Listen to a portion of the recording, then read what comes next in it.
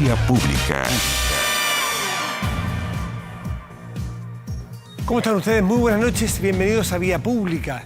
En medio del reporte diario, el Ministerio de Salud entregó nuevas modificaciones en el plan paso a paso del gobierno, donde sabemos que paso a paso es para adelante o para atrás.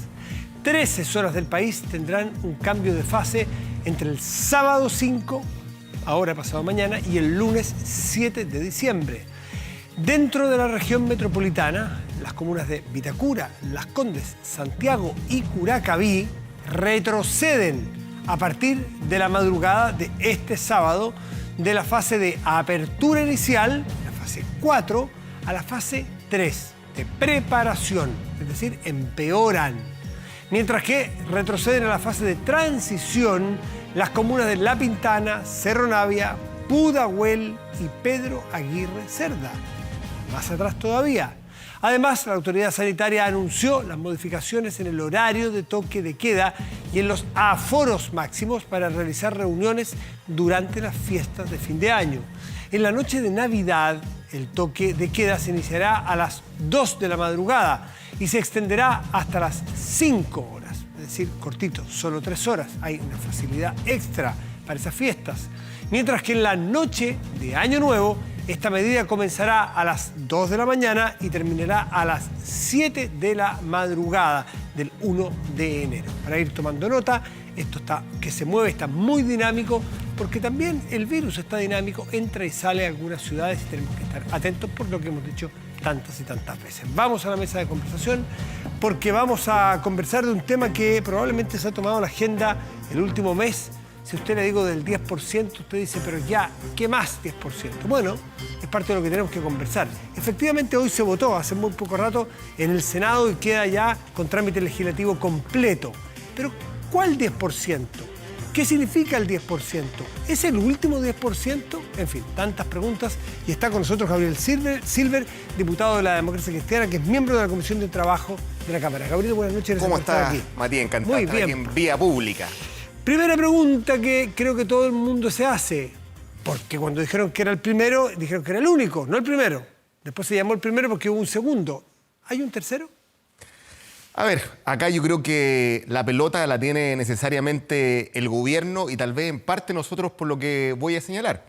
Yo creo que aquí el gobierno tiene que ser proactivo. Hay una ventana política, sanitaria y económica importante. ¿Y por qué lo voy a decir? Porque acá el propio ministro París ha sido bastante durísimo en el proceso de rebrote que seguramente va a estar instalado a la vuelta de la esquina en el mes de enero.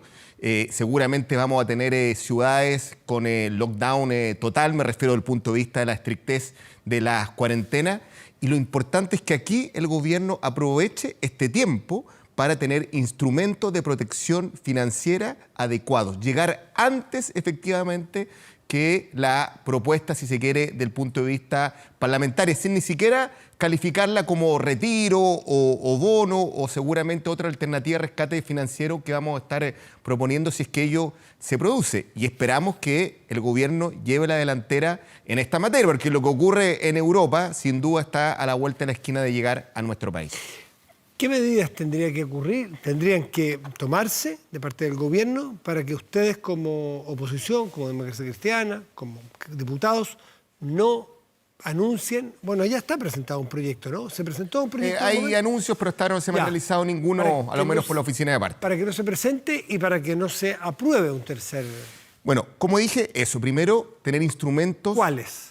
Financieros oportunos. Ya el gobierno ha señalado estos IFE de cuarentena especial, porque como digo, si ocurre lo que está pasando en el resto del mundo, vamos a hablar de cuarentenas estrictas. Pero cuando hablamos con estrictas, que se cumplan de verdad. ¿Y es suficiente el IFE de cuarentena? Es decir, la eso cuarentena... es una cosa. Aquí hay cuarentena, aquí hay IFE. ¿Es suficiente? Y lo otro, Matías, avanzar también en lo político. O aquí, ¿por qué también la gente saca de manera prácticamente indolora su plata de las AFP? Porque está instalada esta sensación de que a veces por mucho que ahorre, las pensiones, por ejemplo, van a ser muy similares de aquellos que no cotizaron nunca.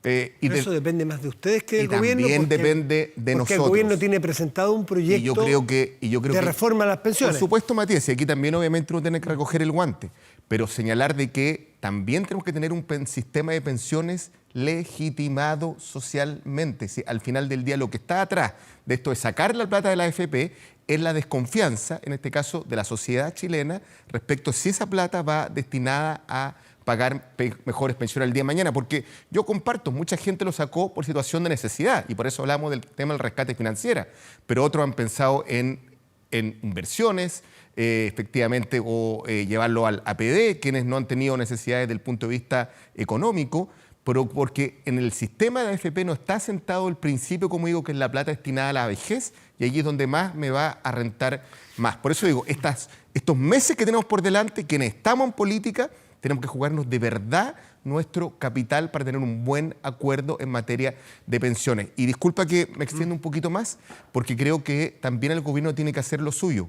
Aquí tenemos una comisión de exenciones que está a ritmo cansino. Es cierto, hay que elevar del 10 al 16% las pensiones. Hagamos lo que hagamos, nuestra tasa de ahorro es bajísima a nivel internacional. Siempre el sistema va a dar malas pensiones con o sin AFP. Pero también requiere hoy día apalancamiento desde el punto de vista público. Si hoy día tenemos una comisión que armó el ministro Briones, que nos dice que en Chile tenemos 9.200 millones de dólares de exenciones, si logramos que 4.000 de ellas vayan efectivamente a pagar mejores pensiones, también va a haber incentivos al ahorro y a no retirar la plata. Disculpa por las eso. Las exenciones no necesariamente van a ir al sistema de pensiones. Las exenciones es un sistema, va al sistema o va a los fondos públicos, porque son exenciones tributarias, podrán ser repartidas en otras cosas. Es que, Matías, cuando tú haces pedagogía del punto de vista de las políticas públicas, también generan legitimidad y generan confianza en los chilenos. Cuando hicimos la reforma con la presidenta Bachelet, se dijo, esta es la reforma para financiar la gratuidad de la educación pública. Si hoy día hacemos una reforma tributaria que no eleva el tributo, sino que elimina exenciones que a mi juicio hoy día están injustificadas en nuestro sistema tributario. Recordemos el debate que se dio hoy día por parte del propio ministro respecto del famoso tributo del 10%.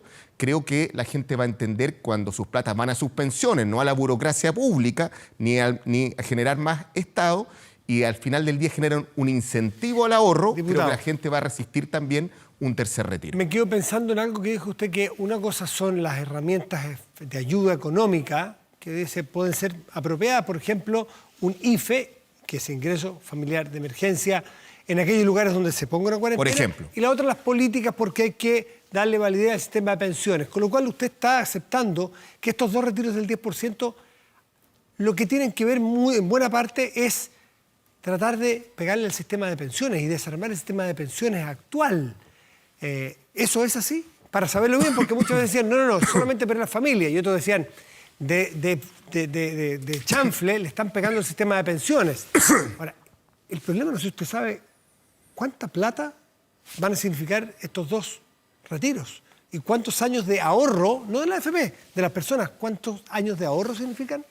A ver, yo estoy muy consciente respecto a lo que usted acaba de decir, y quiero decir que no miramos para el techo respecto de aquello.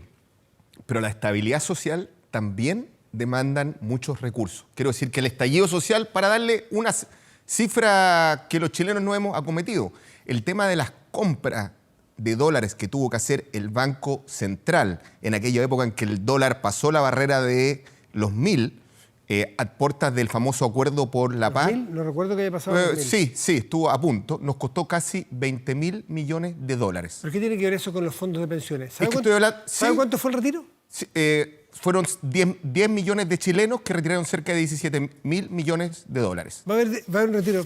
Ese fue el primer retiro. 17.000 millones. Así es. Tengo las cifras claras. ¿Y cuántos años significa de ahorro? Y le puedo decir, Matías, cuánto le costó a chilenos la crisis de los años 80 en la deuda subordinada. Fue el 25% del PIB, que lo pagamos a más de 30 años. Fue la deuda subordinada para salvar el sistema financiero chileno. Hoy día tenemos una suerte de estallido social que va también con la legitimidad, digo, de las instituciones y del sistema. ¿Por qué lo pagan las personas con su ahorro y no el Estado? Porque efectivamente es lo que vamos a tener que hacer al inicio de esta conversación. Obviamente, para quienes ganen más, estas platas son irreemplazables y hay que ser responsable en decirlo. Me refiero a que las retire. Pero obviamente, respecto a las pensiones más bajas, vamos a tener que generar las condiciones para reintegrar parte de estos fondos. Por eso partí diciendo que... Pero eso no quedó en el proyecto. Por supuesto que no. Y recordemos que cuando se discutió el primer retiro, venía establecido y el gobierno obviamente lo declaró inadmisible. También se corría el riesgo del Tribunal Constitucional. Recordemos que esto fue parte del debate del primer retiro. Pero como digo, para que el sistema de pensiones gane legitimidad, requerimos elevar la tasa de ahorro y tener apalancamiento público. Y disculpe que mezclemos, usted dice, peras con manzanas, vamos a terminar hablando del tema de las pensiones. Pero quiero poner un ejemplo. Hoy día, tú, Matías, un chileno puede decir, ¿por qué tengo que ahorrar si puede que no ahorre nunca y el Estado me va a garantizar 160.000 pesos más o menos del pilar solidario? Puede que ahorre un poco más por 30 años, el 10%, y puedo tener una pensión que puede oscilar en promedio los 240.000 pesos.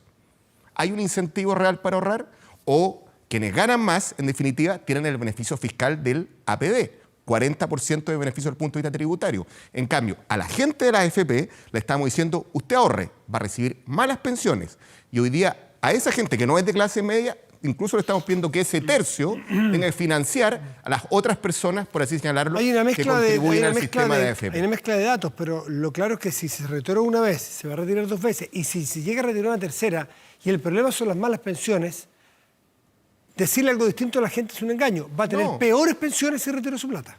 Es que yo creo que el sistema de pensiones perdió toda legitimidad desde el punto de vista de la AFP. Entonces, ¿por qué no se saca el 100%? ¿Por qué no promueven la nacionalización por eso que promueve, por ejemplo? Porque yo no estoy de acuerdo en ello. Yo, como le digo, yo quiero ser honesto y quiero ser reiterativo, si quiere, iterativo al cansancio. Es decir, esto requiere más ahorro, pero requiere incentivo al ahorro. Para que yo crea en el sistema, también el Estado tiene que apalancar las pensiones, no solamente del pilar solidario. Si yo pongo 10 pesos, el Estado también tiene que cooperar efectivamente a mi vejez, porque yo durante toda mi vida pagué IVA, pagué impuestos, y obviamente el Estado también tiene que haber una... Porque la inversión que hagamos ahora, como digo, va a generar legitimidad del sistema de pensiones, porque si yo sé que voy a sacar una buena renta, una mala renta, el incentivo para seguir sacando plata está a la vuelta de la esquina, y eso no lo va a impedir ni un gobierno de derecha, de izquierda, ni de centro. Tenemos que tener un sistema que cause legitimidad en los sistemas, que sea un desincentivo justamente el ahorro. ¿Reconocen ustedes, diputado Silver, que cuando una política como esta es planteada como beneficiosa, más allá que todos los expertos, todos los de la concertación, los que puso la presidenta Bachelet en su momento, no vamos a decir los de derecha, vamos a decir los de su sector, todos los técnicos dicen que es David Bravo, la peor política pública que él tenga recuerdo? Eso dice David Bravo. A mí, como me gusta leer también la historia... ¿Usted reconoce que aquí hay mucho de no atreverse a ir con la masa que quieren que retire el 10% porque las encuestas dicen que es popular? A ver... ¿Hay algo de eso en la Cámara de Diputados? ¿La conoce muy bien usted? Sí, yo creo que a veces Vox Populi, Vox Dei, por supuesto que sí. Pero también es señalar con mucha fuerza lo siguiente. Yo creo que David Bravo es economista, experto en microdatos de la Universidad de Chile. Está en la Católica. Encabezó una comisión en su minuto en materia de pensiones, pero yo diría 2 cosas. Lo primero, creo que cuando hablamos de la historia lo vamos a ver en perspectiva. Si me pregunta, una reactivación económica, incluso yéndonos del fuera de la familia chilena, se apalanca sobre 3 ejes importantes. Inversión, que está muy lenta. ¿Por qué?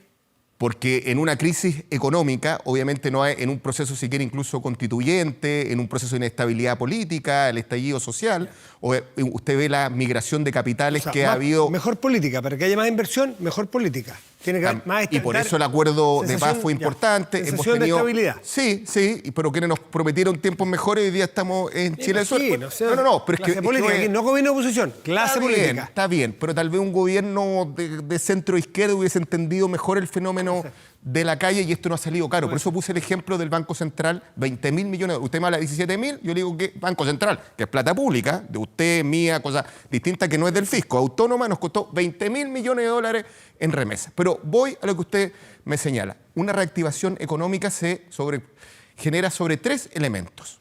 Inversión, hemos tenido remesa capitales, cierre de empresas, muy mal.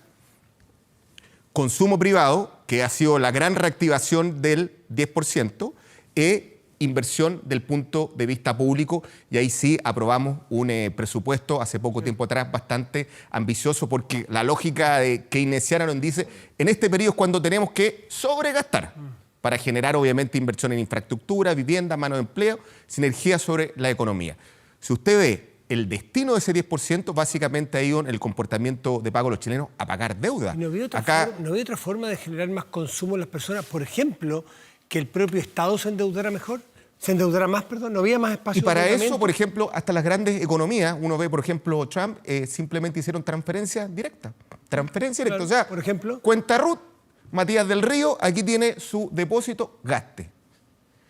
Obviamente para situaciones de primera necesidad. Estamos hablando de una... Claro, eso era una mejor política, según los expertos, pandemia. Era una mejor política que desahorrar en pensiones. Por eso digo yo, Matías, que esperamos que ahora el gobierno no llegue tarde, no llegue después, se adelante a lo que va a ocurrir. Si el propio ministro París nos dice que viene un rebrote, y eso obviamente va a traer no solamente un riesgo sanitario, sino que ciudades completas en cuarentena, va a caer nuevamente la economía, en el peor periodo para una economía, que recordemos que es el periodo estival, porque aquí es cuando justamente donde tenemos el periodo del turismo, el periodo de la agroindustria, cuando más levantamiento de empleo tenemos, nos puede pegar justamente a contramano. Y por eso es bueno hoy día el llamado a atención, tiene una ventana política para llevar adelante el sistema de pensiones y que a la gente le duela efectivamente sacar plata de su AFP. Hoy día, como digo, es indoloro porque no cree en el sistema de AFP, y para eso tenemos que avanzar en una reforma, y segundo, con instrumentos financieros de rescate que, como digo, sean oportunos y no a contrapelo el punto de lo que que ha le ocurrido. tomo a la clase política, ni al gobierno ni a la oposición en particular, que todos han cometido errores probablemente, y aciertos también, es que usted dice que lo que hay que hacer es reformar el sistema de pensiones. ¿Ustedes en la Cámara de Diputados aprobaron en enero o en febrero? Matías, hace más de un año, y si quiere, súmele el tiempo de la presidenta Bachelet. Yo lo digo en términos de ahorro. ¿Cuántos años llevamos hablando de reforma y la política no logra sacar Lo quiero reforma? decir de esta manera, es un crimen social el que no tengamos un acuerdo en materia de pensiones. Porque en el fondo ya no es un año, son 5 años que usted dejó de ahorrar, o todos los chilenos, para tener mejores pensiones el día de mañana. Gabriel Silver, diputado de la Democracia Cristiana, muchas gracias por estar aquí esta noche. Muchas gracias, Muy bien. Matías. Hacemos una pausa y ya volvemos aquí en Vía Pública.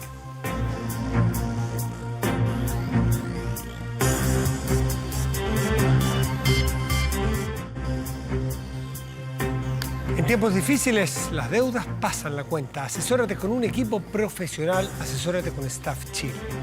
Staff Chile, con más de 15 años de trayectoria en asesoría legal a lo largo del país. Tranquilidad y seguridad para ti y tu familia. Staff Chile, asesoría legal a personas. Seguimos hablando sobre este 10% y dándole un cierre, porque ya se aprobó esta noche en el Senado y está listo ya para terminar los trámites legislativos para hacer ley. Y nos contactamos vía Zoom, en este caso, con Alejandro Santana, diputado de RN, integrante de la Comisión de Hacienda. Diputado de RN, muy buenas noches. ¿Cómo le va, Alejandro? Hola, Matías. Bien, gracias. Muchísimas gracias. Bueno, yo lo mismo que le preguntaba recién al diputado Silver, y él cree que no, pero deja junto a la puerta a un tercer retiro. ¿Qué dice usted? ¿Cómo ve el ambiente? A ver, yo veo poco viable el tercer retiro por 2 razones. Yo creo que hoy día la institucionalidad ha tomado la normalidad, que es que este segundo retiro se hace a través de una iniciativa del Ejecutivo que tiene las atribuciones constitucionales, y evitamos esta puerta que se abre, ¿cierto?, de reformas constitucionales transitorias, y que en definitiva hacen que el rayado de cancha se vea alterado. Eso entrega mayor certeza jurídica, y creo que hoy día hay un antes y un después, hay un compromiso por parte del gobierno, cosa que ya es votado, ¿cierto?, tanto en la Cámara como en el Senado. Espero mañana o pasado mañana se promulgue como ley, y creo que el gobierno sí tiene que reenfocar todos los recursos necesarios que sean para los próximos meses, sobre todo si esta proyección de la segunda ola o de un aumento de los casos efectivamente se da. Así que creo que es importante que este segundo retiro sea el último. ¿Y por qué? Porque después de esto van a quedar 4 millones de chilenos, 4 millones de chilenos sin ningún peso en su fondo de pensión. Y obviamente que ese es un número altísimo y que no nos podemos permitir a que sigan existiendo personas que en Chile, después de una cierta cantidad de años, donde han hecho un esfuerzo a través de su trabajo de cotizar para su vejez, pierdan todo. Así que yo creo que el desafío de hoy es, bueno, hacer frente de esta pandemia con quienes se han visto afectados, pero también hay un desafío del futuro, que es cómo recuperamos estos fondos, ojalá en el mediano plazo, y yo creo que para eso hay que avanzar de manera acelerada en la reforma de pensiones que duerme en el Senado desde enero de este año. La posibilidad, lo planteaba el diputado Silva recién, lo han planteado muchos, para que deje de plantearse una tercera opción de un tercer retiro, que eventualmente puede, como se dice en buen chileno, agarrar vuelo, como agarró vuelo el primero, como agarró vuelo el segundo. Supimos cómo partió, llegó de una manera muy distinta. Esta noche, de hecho, se aprobó por el propio gobierno. Se aprobó, bien insólito si uno mira un diario de hace 3 meses o 6 meses. Esto era imposible. El gobierno planteando el retiro del 10%. Eso es lo que se aprobó hoy día. Pero en fin, tiene que ver con que, nuevamente la crítica que hacen muchos, que el gobierno llega tarde. ¿Usted comparte que el gobierno ha llegado tarde con las ayudas a las personas más necesitadas? Mire, ha habido transferencias por casi 15.000 millones de dólares durante esta pandemia, tanto a personas como a empresas. Somos el país en América, después de Brasil, donde las transferencias directas que van al bolsillo de la gente representan prácticamente el 2,5% del Producto Interno Bruto, que es el tamaño de nuestra economía, y donde, sin duda, cuando uno empieza a revisar estos números, nos empezamos a comparar con el resto del mundo, Chile está en un lugar privilegiado, y eso es gracias a la salud financiera que tiene nuestro país, que es propio de la responsabilidad fiscal que han existido los gobiernos los últimos 30 años. Y en ese aspecto yo creo que Chile ha hecho un esfuerzo, el gobierno ha hecho un esfuerzo, no está último en el ranking, todo lo contrario, es un país que ha hecho un esfuerzo interno importante, pero sí comparto que quizás la burocracia del Estado, las mismas leyes que se ha tenido que sacar adelante con un obstruccionismo importante por parte de la oposición, en términos de que todo es insuficiente, hace que muchas veces los plazos que uno espera de cómo llegar con este beneficio no se logra. Pero yo espero que eso vaya cambiando. Yo creo que en épocas de emergencia, en épocas excepcionales... Para eso se requiere una amistad cívica, diálogo. Pero por supuesto, yo lo que espero es que en situaciones excepcionales, extraordinarias como la que estamos viviendo, haya una oposición más republicana. Lamentablemente, el Congreso y principalmente la Cámara de Diputados ha existido un obstruccionismo brutal. Y cuando digo brutal, es que se niegan a todo. O sea, los proyectos sin conocerlos ya dicen por la prensa que no están a favor de y que quieren hacer grandes modificaciones. Y uno de los ejemplos que vimos, y perdona Matías que hable del tema de lo que se aprobó ayer con el tema de los retiros para personas que están en condición de enfermedad terminal. Ese articulado nosotros lo aprobamos en la reforma de pensiones en enero pasado en la Cámara de Diputados y ha estado desde enero a noviembre durmiendo en el Senado. O sea, si se hubiera avanzado en la reforma de pensiones, muchos miles de chilenos que están en una condición terminal ya podrían estar recibiendo este beneficio.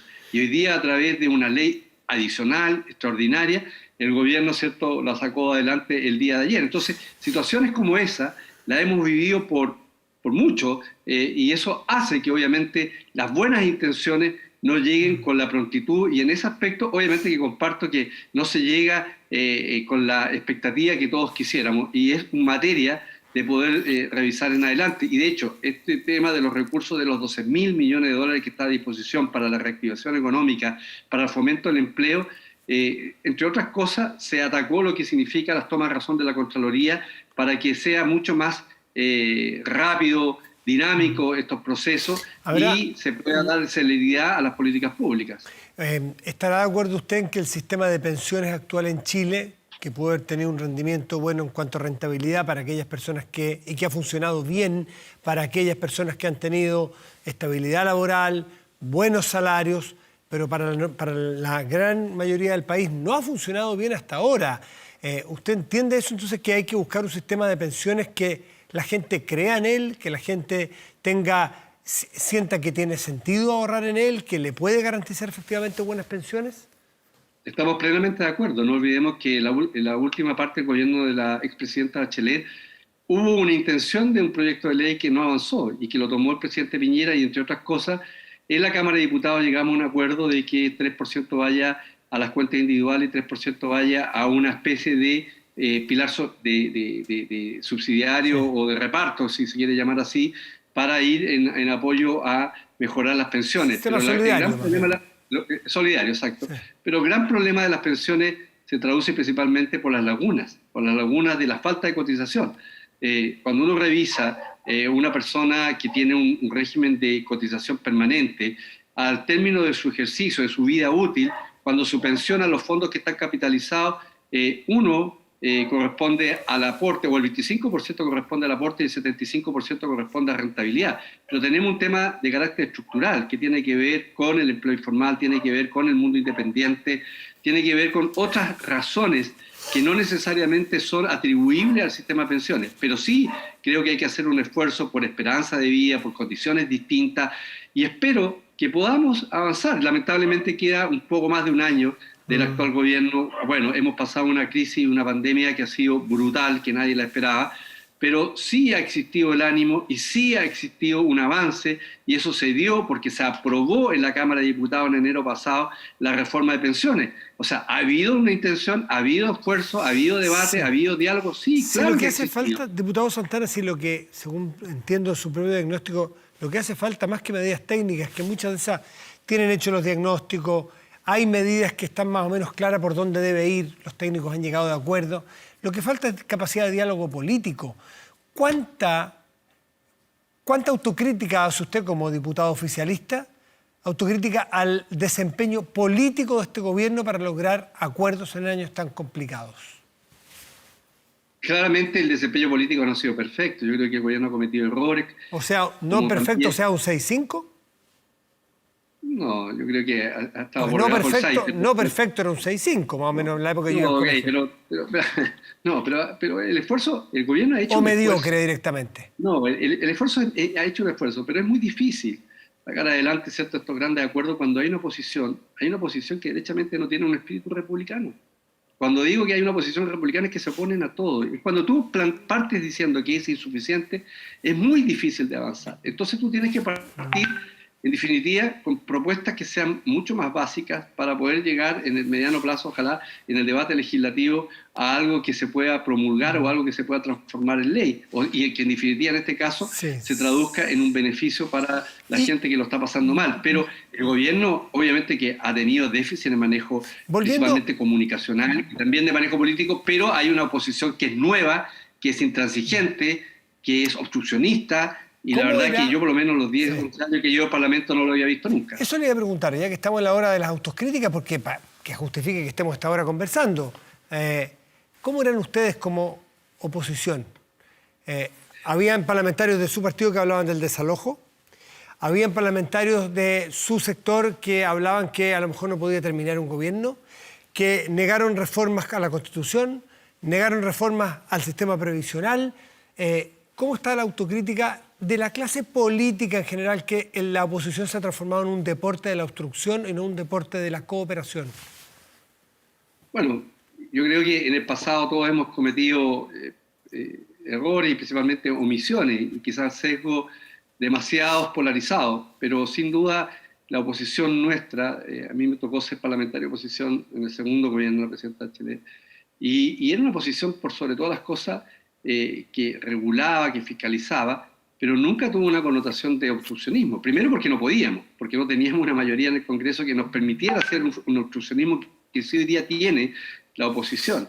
Y en ese aspecto, los gobiernos, o el último gobierno, para llevarlo al corto plazo, la presidenta Bachelet, pudo hacer todos los cambios, pero no lo hizo. Y hoy día hay una crítica permanente cuando tuvieron el poder, tuvieron la capacidad, ¿cierto?, de, en definitiva, manejar el Congreso con la priorización de iniciativas de ley. Pero bueno, eso es parte del pasado, Matías, pero yo creo que hoy día, cuando uno plantea del obstruccionismo, de la falta de sentido republicano, lo estamos planteando en un escenario que no es normal. Es un escenario extremadamente difícil, con una pandemia que ha afectado al mundo, con condiciones sociales, laborales, económicas, que nadie se lo esperaba y que son variables exógenas, que no dependen de la capacidad de un gobierno para generar políticas públicas que incentiven la inversión.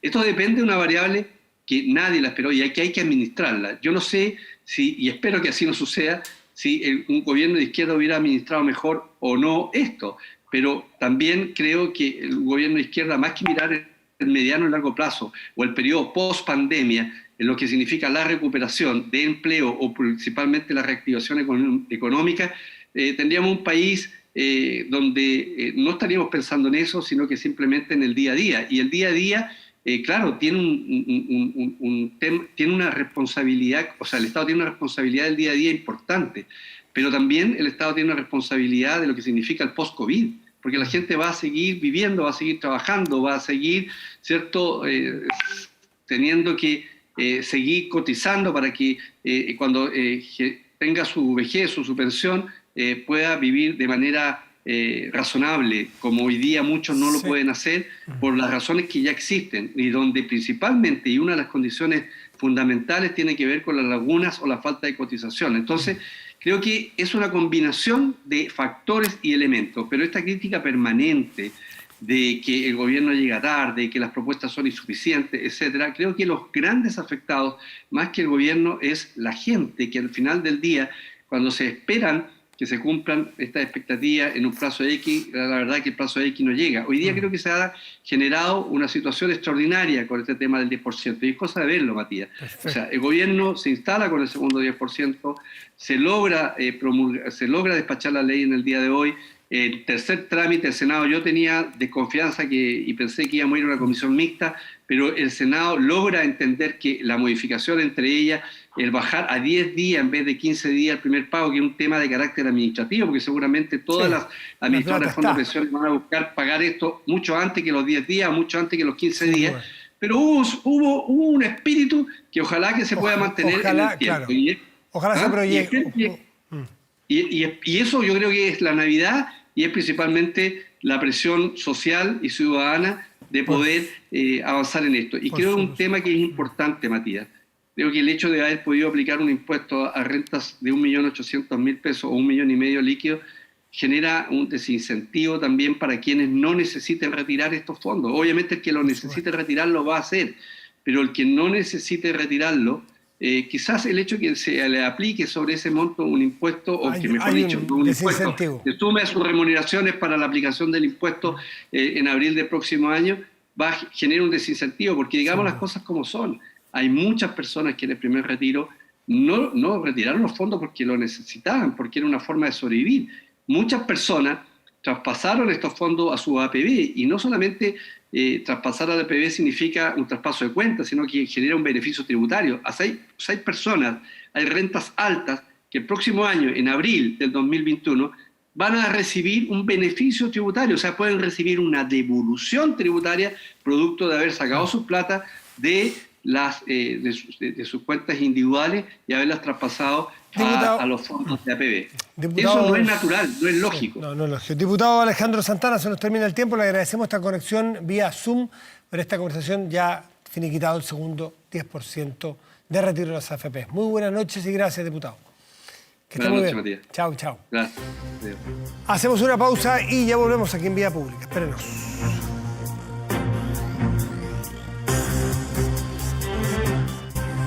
Protéjase de la delincuencia con Tepillé, vigilancia en tiempo real de cámaras de seguridad con audio disuasivo para su empresa. Alarmas Tepillé con cámaras conectadas a su smartphone y botón de emergencia móvil para su hogar. No sea usted la próxima víctima y contrátelos en tepillé.cl. Vamos a la pantalla más grande de nuestro estudio, revisamos el portal 24horas.cl, que está encabezado en este momento por la siguiente noticia. La UC avanza con lo justito en la Copa Sudamericana y ahora enfrentará a Vélez Sarsfield, palabras mayores, Vélez Sarsfield de Argentina.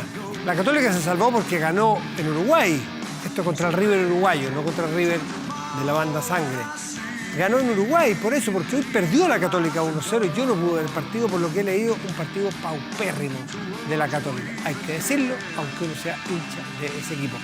Seguir adelante no es poco para los equipos chilenos. La Calera lamentablemente se quedó en los penales. Tremendo lo de La Calera. Pausa y volvemos.